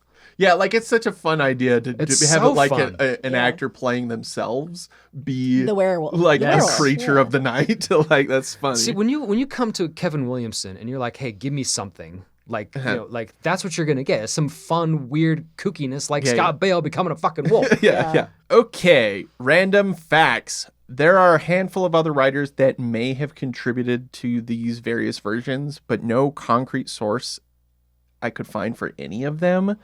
But the consistent story was that they kept pulling Kevin Williamson back time and again. And like, that's why he was like the movie that God, just, he's like, I just did this. yeah, I'm done with, like, why do they keep making me do this? Like, They just kept making everyone make this movie for their whole life. yeah. For forever and ever. This movie originally started in 1982. Yeah, it's just this circle of hell. Corey Feldman alleges that Craven approached him with a huge role in the film and talked to him into doing the movie, only to pick up the script to see it was a cameo. Whether or not you can believe anything Corey Feldman says at these days, I don't know. Freddie Prinze Jr. filmed a cameo in the second version, getting killed by one of the werewolves, playing himself God. again. That's yeah. And there are photos with Scott Baio doing a scene with Nicole Richie. In the midst of everything that happened, Craig Kilborn had left The Late Late Show in August of 2004, with Craig Ferguson replacing him in January 2005, a month before the film came out. That's funny. So even at that point, when the movie came out, you'd be like, What? Kilborn. The movie, Yeah, the that's movie been dates itself. Yes. That's what I mean by like I like the specificity of it, but at the same time, it's also too specific. Yeah. Yeah, like it would have been better if they were just like the Late Show with some random name. Yeah, some and random it's just, new and character. just random character actor Yeah. that plays it. Yeah. Yeah. So it's just, I don't know, just like one of those things that stayed in the movie for the whole fucking time, and then they were like, by the time they released it, I hope people get this. Yeah, Like, yeah. Craven starts doing press to drum up excitement for the film, and he sounds completely broken. Oh, He is not doing his job. He is not doing okay. He's heard all the bad press about how troubled the film is. Is he just gonna like Stephen King it and just be like, it's a movie for dummies? Yeah. And while he agrees it shouldn't have been this way, he feels it's unfair to the hard work of his team. He's just a class act. Yeah, I love Wes Craven. I agree. So Ray, this is him again promoting the movie. We could have done Pulse and at least 2 others in the time it took us to make Cursed. Bob and Dimension would have been fabulously wealthy. I mean, I've got maybe 10 more films left in me before they take me off to the old person's home. To spend 2 years on something that is still struggling seems obscenely wasteful of my time, everybody's talent, and Dimension's money. 100%. Yeah. Cursed released February 25th, 2005. On a reported budget of $38 million, it grossed 19 in the United States, Oh, ouch. 29 million worldwide. Gross. According to Lusser, that 38 million was the original budget. Oh, with that didn't a even count the reshoot. So between a few other sources, it cost 90 to 100 Shut million. your That movie goddamn does mouth. not look like a $100 No. $100 million movie. No, it does not. Yeah. That movie looks like hot garbage. it just looks cheap It throughout. looks Like so there was cheap. that scene where we were like, "What is this green screen?" Just with it was with Joni when she's talking to them outside, and it's just like there's a green like shrub behind her, Yeah. and it looked like it was green screen. We're Yeah. like, And it was like "What the hell?" perspective was weird, like the depth Yeah. of field was weird, the framing was weird. And Look, even for 2005 CGI, $100 million is going to give you a lot better wolf Well, transformation I than mean, what we got. To be fair, I think there's actually a lot of really good shots in it. I think some of the CGI looks really good, and then other shots just look really dated. The shot of when Jenny is looking underneath the car and the wolf jumps off and the feet land, I was like, oh, that's actually like pretty that cool. that looked like really that was good. a good looking shot. But Yeah. then like whatever the next shot was where it shows the wolf, I was like, ooh. When it's jumping around on the cars, cars, it doesn't look yeah. doesn't look great. It's very But there's a parts inconsistent. in the nightclub that's jumping around, and it actually looks really good. But then when Joni they do that whole money shot of her doing the full transformation. Well, it's funny because when you said that Rick Baker did the makeup for this, I was like, oh, so probably all the stuff I thought was good was like maybe practical, and then the bad stuff was CG. But then it's like, nope, none of his shit was none used. of his, yeah. So And, who and the all the hell transformation knows? stuff was all digital. Yeah.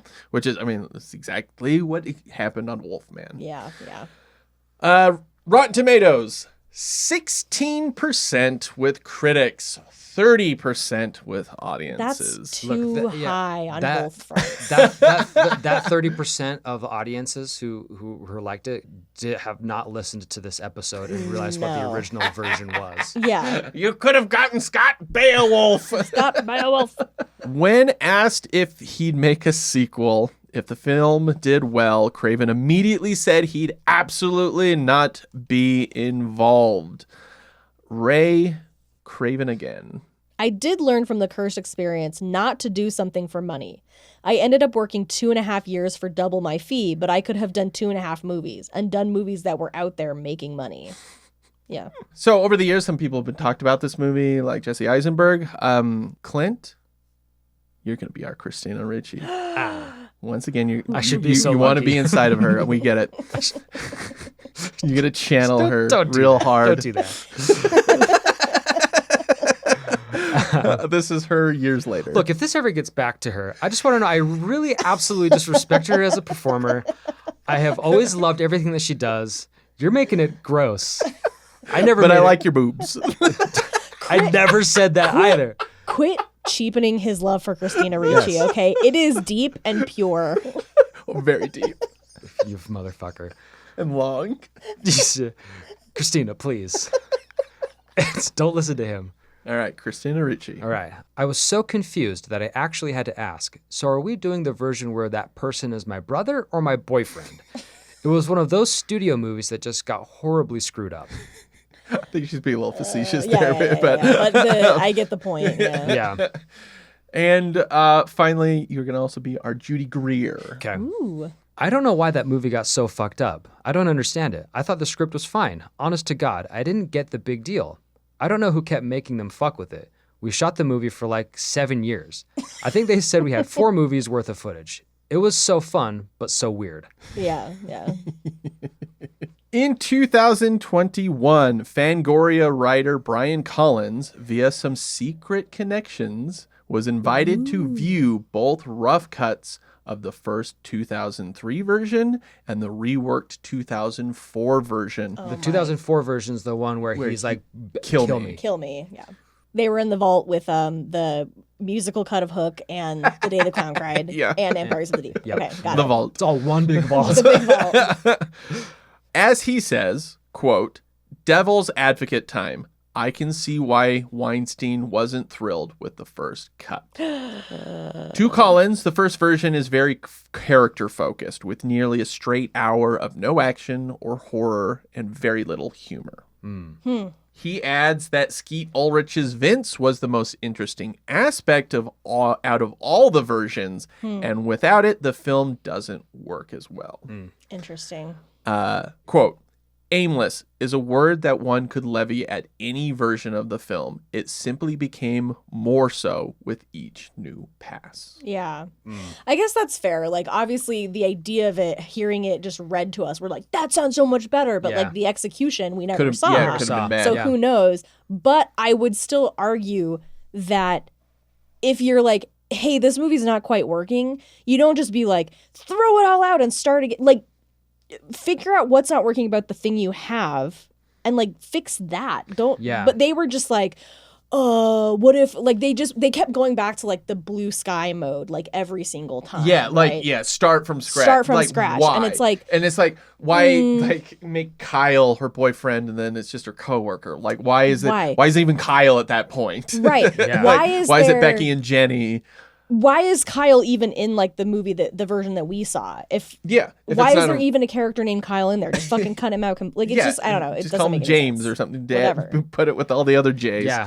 So, what's crazy to me, like, is that what we said at the beginning? Reportedly, the Weinsteins really didn't like 2 things: how much Eisenberg felt like he was in a different movie, and the ending. Both of those things remain the same throughout. They like, are true. yeah, like Did they think just making them siblings would be like, well, they're in the same movie now. They have to be because they're siblings. they're literally siblings. They Yeah, cannot like be in that movie. what? Like you can't have 2 things happening all at once. Yeah. How is the mind supposed to keep track? Hey, yo, we don't know how to watch movies unless one thing happens, and we just, we can't stand for 2 things in a movie. Hey, we're always doing the same thing because we're brothers, you know. So, Yeah. like, if you make them siblings, then they're in the same movie because, like, siblings always do the same stuff. Siblings do the same thing. They do the same things. Their siblings are always running car industries. Yeah, you know how it is. All right. Final words from Wes Craven. After a while, I regretted it was called Cursed because it was cursed. It was just chopped up and it was awful. I thought it was completely disrespectful and it hurt them too. And it was like they shot themselves in the foot with the shotgun. Yeah, it's just like the hubris to just keep going yeah. and just being like just keep messing with it versus the sunk cost fallacy of just being like just finish the fucking finish original it. version. Like So, okay, I was going to ask you, like, normally producers will do the thing where they're just like, just fucking, okay, like, this isn't working, but we need to save money. Just fucking finish the version you have, patch some holes, rush it out. Like, we gotta make our money. I don't want to fucking look at this thing Yeah. anymore. Yeah. That is actually more what I would expect from a producer. But they were just like, no, we're gonna keep iterating until it's perfect. Yeah. But they're like making creative decisions that don't make any sense. But like, Yeah. why? And it's like he was saying, like it just cost them more money. Like they could have made 3 movies in With the all that amount price, of yeah. time Yeah. that it took them to make this movie shitty. And so it's like, what were they doing? Like, Well, I what's the think- mindset? Well, like I said at the beginning, they think they're creatives and they're not. Well, and they right? also- And then they think they can just push people around and get what they want. Like, Well, they also probably were they probably just couldn't get it out of their head, whether consciously or unconsciously. It's like, we have the Scream team. So we have Yeah. Wes Craven, we have Kevin Williamson. We're making another Scream, and I think they probably just were trying to push that because the Scream had been such a huge success for them, and so they didn't even care about the fallback or the blowback of anything else that was happening. It's like, we started with this, we got to finish with this, and it didn't work. There's nothing worse than non-creative people who think they're creative and then they want to like use other people's time and money and creativity as like a vehicle for them to try to be creative. That is all of Silicon Valley. I know. And it's just like, it's so fucking annoying. So I guess like I can see now how they're just like, we got the Scream team, like let's let them do their thing. Well, we don't really like it, so we have a better idea. There's an extra level of, like you said, hubris that is on top of just being an annoying, meddling producer executive. Yeah, because any other shit show that we talk about, like, yeah, you're right. It's just like this has been a nightmare. It's all been about so the stupid. time and money. Let's just finish it and get it out. But what was it about this movie? They're just like, Keep going. We gotta keep going. I don't. So Weird. So some of that might have to do with maybe you could say because they did the first Scream and the second Scream with Dimension, and they were meddling in both of those movies. So perhaps they were like, well, obviously our meddling made that movie become the huge So success good. that it is. It was because of us, and so we're gonna do that again. We're so great. Like I don't know. Hey, It's we're brilliant over here. yeah, fucking. We know more idiots. about movies than you guys. Don't get us started on how cars work, because we know more about that too. 6 months after Cursed released, widely considered one of Wes Craven's worst films, Fair, yeah. Wes Craven's Red Eye released, considered one of his best. During the press rounds for Cursed, he mentions how much of a better experience he had on Red Eye, where he felt he was actually trusted by the studio. Yeah. Yeah. After a screening of Red Eye, that went really well. Craven and his team were on the verge of tears because Cursed was so painful. Like, because they were just so sick of just redoing it. And then they're like, and then let's make this other movie. Hope it works. Oh, people like it. Oh my God. Like, what were we doing back there? Like, Yeah. We finished a movie. Guys. We finished a movie. I liked it. And we they did it. Nobody said reshoots. Yeah. This would be one of 3 films Craven would complete before his death in 2015. He was 76. His last film was Scream 4 with Dimension Films. And did they learn their lesson? From what I understand, Scream 4 went a lot smoother than 3. Yeah. I can talk ad nauseum. We'll get there. We'll get to it. Can't wait to listen to your episode on Scream. Yeah. No, I Can't wait. There are dozens of pictures of the original Craven version that are online. There's an Entertainment Weekly or Entertainment Tonight segment where they're interviewing Skeet Ulrich and Christina Ricci about their movie. Hi, E.T. Welcome to the set of Cursed. Hollywood is known as a dog-eat-dog town, but in their new movie Cursed, Skeet and Christina find that out the hard way when they come face-to-face with a werewolf. They don't know what it is, and over the next couple of days, they start exhibiting very strange behavior. We didn't actually see any werewolves when we popped by the Hollywood set, but we were assured they were out there. In theaters next year, audiences can expect a mix of horror and humor with some killer special effects. I'm sure they'll be scared. I'm sure they'll laugh, and they'll cry if the ticket prices continue to climb. So there's stuff out there that you can kind of see, but it's not. Like, they were far enough in this movie that people were doing fucking press, like talking about being in it. Yeah. Wild. Was Cursed worth it? No. Absolutely not. No. Abso-fucking-lutely not. No. Yeah. For all the reasons we've already I said. just like I don't even feel like I need to explain myself. Like that Yeah. movie was fucking. It didn't even have the audacity to be terrible. Like it just was like it was so boring. I mean, that's what I'm saying is like I don't think it was terrible. Right. Like it was just boring. so fine across the board. I do think Jesse Eisenberg was really fun. I think there are some good lines in it, some really bad ones. Yeah. I think Christina Ricci is really bad in it. Yeah. I think she seems like she was having a character. Why do they keep telling Ellie I have this list, a disaster, vulnerable, depressing, tortured, then Jake calls her timid, weak, and stupid.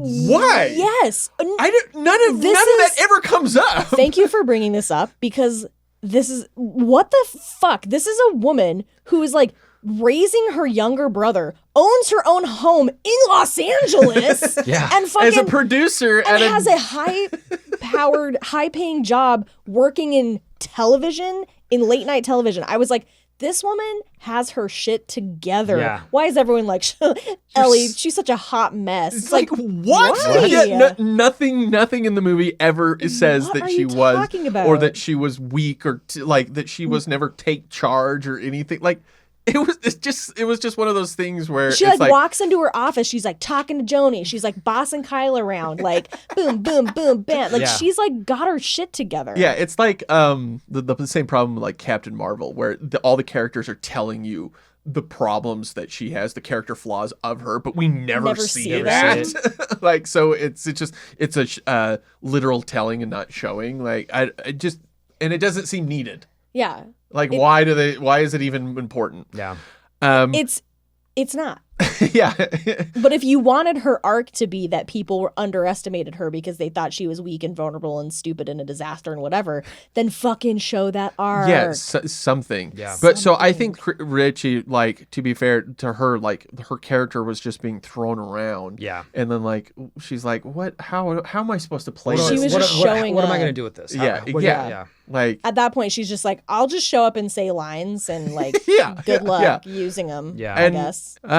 Yeah, I don't know. Maybe it's just like, this. Why? Like, at least if you're right, if it had all the violent stuff in it, it would have been interesting. Like, well, that was cool. I mean, all the violent stuff that I saw was just gnarly as hell. So I was like, this stuff's cool.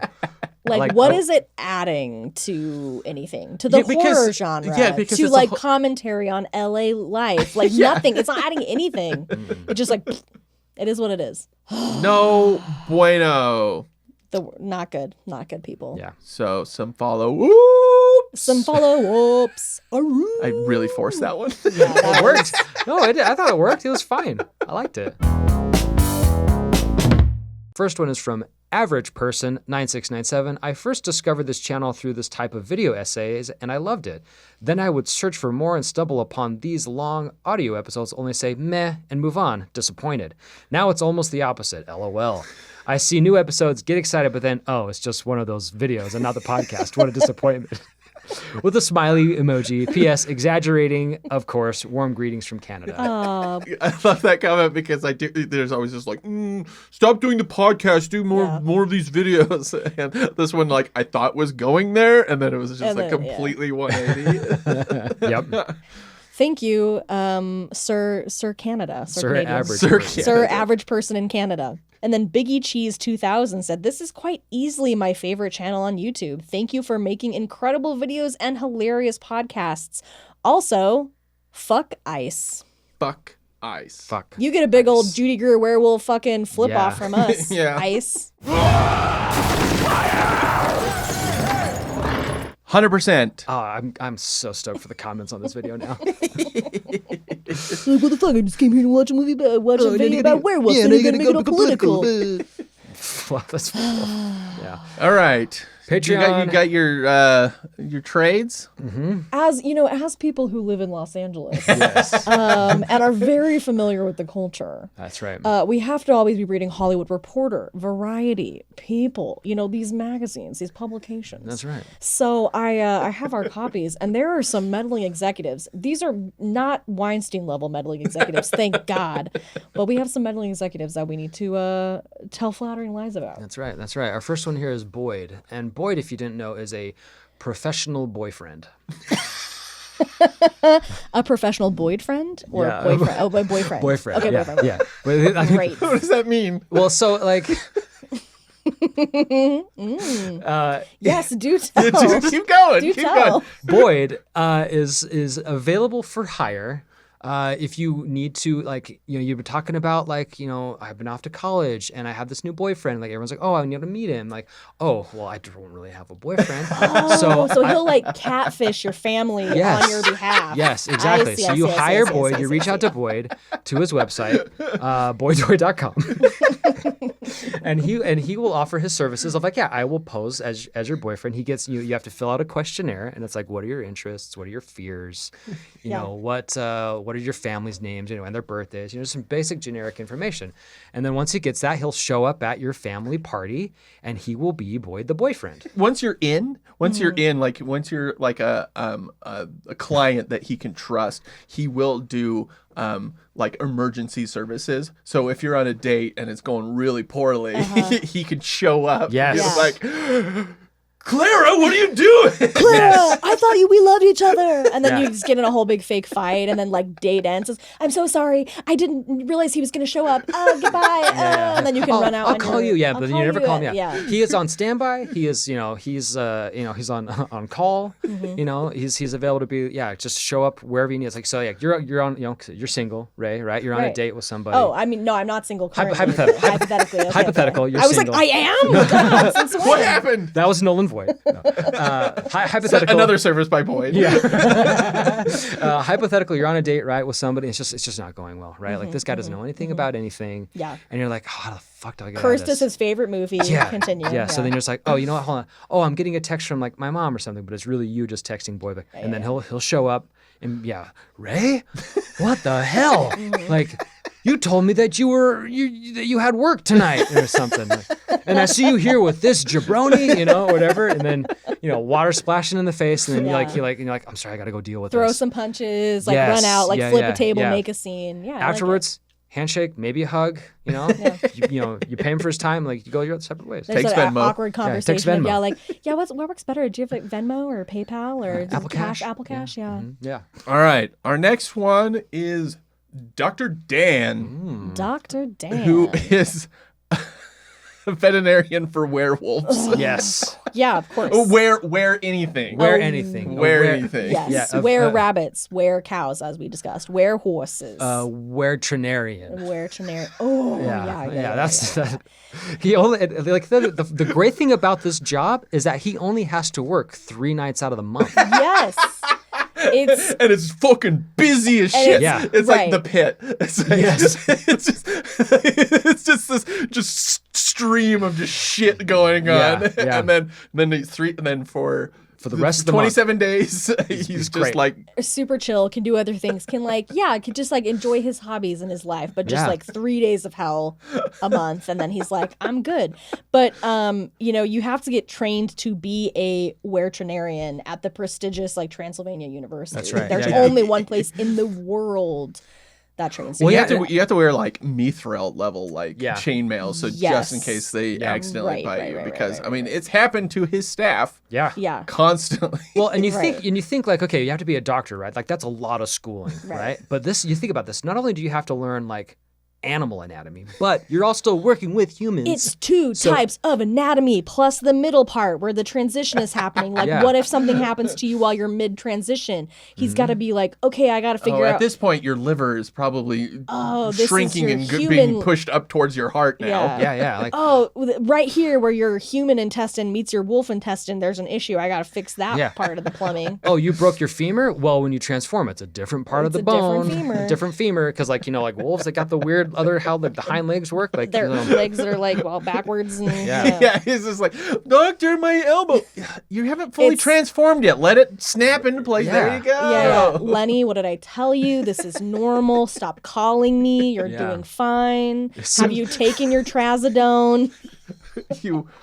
Some neurotic wears like, hey, doctor, I don't know what's going on here. This is Woody Allen moving into a werewolf. I don't know how I'm gonna fully transform. I'm really nervous about it. I'm really anxious. Like, listen, Lenny, it's okay. Look, you just have to wait for the full moon. And as we know from the movie Cursed, you have to wait till it's midnight. Yeah. Oh, it's 11:54. I don't know if I can wait longer. Did you cut the back of your pants so your tail can come out nice and easily? I forgot about that. Can you hang on a sec? These 3 days, you need to be wearing flip-flops. We wear comfortable pants, sweatpants, something that can tear easily. Yeah, wear the flip-flops. Hulk rules apply. Spandex is your friend. Spandex is your friend. Did you put your chain on your manacles on your wrists and your ankles? I lost the key. I lost the key to my manacle. What we told you to find someone who can be responsible for the key, Lenny. It's gonna be okay. I know, but you told me that last time it was my cousin and I murdered him. He's dead now. I don't have anybody that can trust except for you, Dr. Dan. I really liked him and I ate his face. And you know what? It was actually pretty good because he was very salty. I made sure to get a lot of salt in the house now too. So this is the type of stuff that Dr. Dan is dealing with. Yeah. And I mean, stuff 3 you days wouldn't a even month. think about, like werebirds. Yeah. That shit's crazy. Because they have hollow bones? They have hollow bones. It's just very difficult to So, operate on. yeah. It's really hard to catch those motherfuckers too. Yeah. So, it's a rough time out there for those veterinarians. So, Dr. Dan, you're doing where Jesus' work. You're doing the Lord's work. All right. Next up we have Vincent H. Skeet Ulrich. Oh my God, Whoa. Skeet Ulrich. Oh my God, if Skeet Ulrich listens to this podcast. He knew that we were going to eventually cover this movie. They're doing an episode about Cursed. My character was named Vinny G. Okay, so I mean, are we sure though that Vincent H is an incognito Skeet Ulrich? I mean, we have Coming up on our access to Patreon? his. It probably shows his on Patreon his address. Maybe Which is we'll LA. cross reference to where Skeet Ulrich lives. Which is obviously in LA. LA. Yeah, he's doing all this. And Skeet Ulrich is also a very well-known club promoter, Right. Yes. or something. Well, what I've And really... it has just a weird collection of wax statues. Yes. Yep. Yeah, so we heard that Vincent H., who may or may not be Skeet Ulrich, May or may not. is going to be opening one of those clubs, one of those wax museum figurine clubs somewhere Here in Utah. What would be the tinsel town? Tinsel. What would be the equivalent of that? Mormon.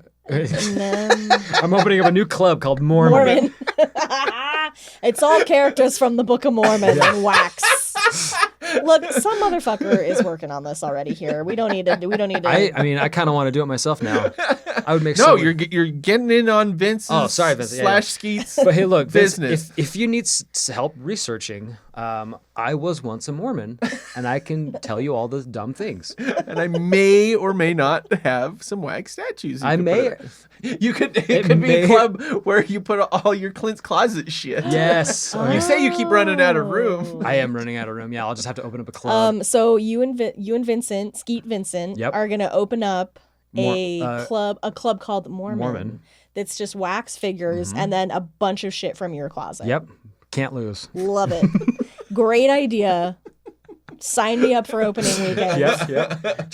You'll see me there stressing out about trying to put up walls in there. You're just gonna be like just moving random props from left to right and just being like, oh, my club opening. And since Vincent isn't really very familiar with the Mormon religion, he's just like throwing other stuff in. He's like, where Jesus is part of Mormon religion, right? We're like, yeah, absolutely. Absolutely. And he's like, they rode like mammoths. And we're like, yeah, of course. Mammoths. Yeah, absolutely. There's just a bartender in a full like wolf costume trying to make drinks with these like giant hands. Yeah. What can I get you? Aru. Yeah. Someone ordered the moon. Aru. Love it. Can't lose. Instant moneymaker. Amazing. Sign us up. Yep. Oh my God. All right. And our last patron is Liz, who wrote in, who leaves a lot of comments on Spotify, but also wrote in and asked us to shout out her podcast, Elevated Board Games. Oh. So Clint, tell us a little about this podcast. Well, Elevated Board Games is a way for people to play board games, but in such a way that they do it high. So this is how they set it up. Elevated. Yeah. So this. Wait. Oh, you mean like high or like physically high or like yes, high. that's what Okay. they do. So what they do is they establish like maybe both. Maybe the games are only held in sky rises. Like yes, everything has to be. It's like the highest point at wherever you are, Yeah. the highest surface of wherever you are, and then the highest you could possibly be and still function. Exactly. and So play a game. it's a board game review / strain review podcast. So they set up the boards like today. Welcome to Elevated Board Games. Today we're going to be playing Catan. And they kind of lay out how the game works. It's like, and also before we get started, we're going to be trying watermelon Skittles. And then they just take huge rips and then they play the game. So it's games and strains, but then also Games and strains. games and strains. But Change your podcast name. Games and strains. No, this is also a Patreon exclusive. Me and Ray, all three of us will play games and strains. Oh my god!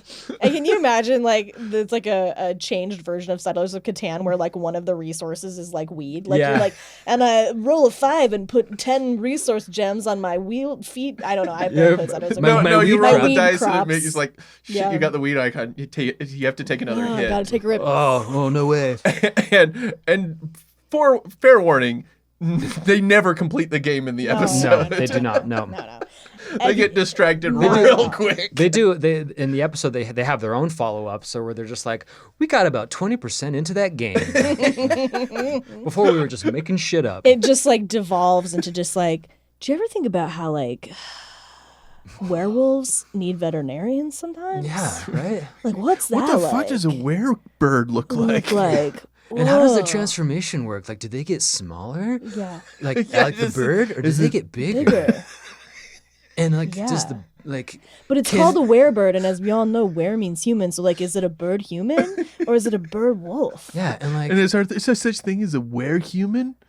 Are you a human? Are you a human? like, can like wolves become like were-humans, or like they become more human-like? Yeah. And then there's just long periods Yeah. of just nothing, Silence. just silence. Yeah, and then you just hear like some like bong water in the background. Whose turn? What are we playing again? Oh shit. I think it's Clue. It was Fuck it, let's just play Uno. Yeah. Every episode this just evolves with this is too complicated. I can't follow along. Let's play Uno. Yeah, so that's Liz's elevated board games. Elevated board games. Check it out. Yeah. Games and strains. Get high. You'll get by. And you'll get by. Yeah, Yep. there you go.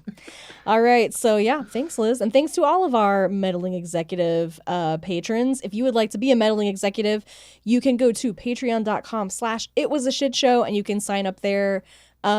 You can be a meddling executive and we'll shout you out on the podcast, or you can just be a method director and you get access to longer episodes, some bonus episodes, and a bunch of other fun stuff. But also you can support us by just commenting, leave a review, subscribe, tell your friends. Subscribe. Whatever. Smash that like button.